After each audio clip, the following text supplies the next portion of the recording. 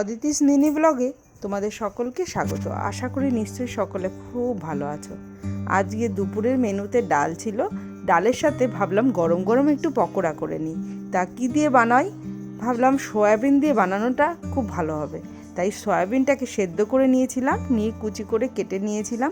তার সঙ্গে পেঁয়াজ কুচি, রসুন কুচি, আদা কুচি, লঙ্কা কুচি এবং সঙ্গে ছিল জিরের গুঁড়ো, ধনের গুঁড়ো, স্বাদ মতো নুন এবং একটু হলুদ আর বেসন আর স্বাদ মতো মিষ্টি।